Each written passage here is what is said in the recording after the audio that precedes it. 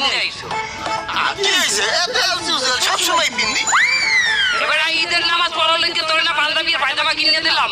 ও আব্বা, আপনি আসলে ওল্ড মডেলের মাল।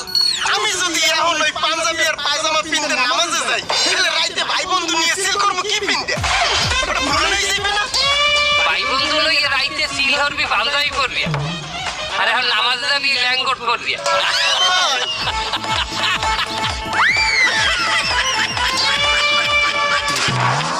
এবার তুই গোসল করো নাই?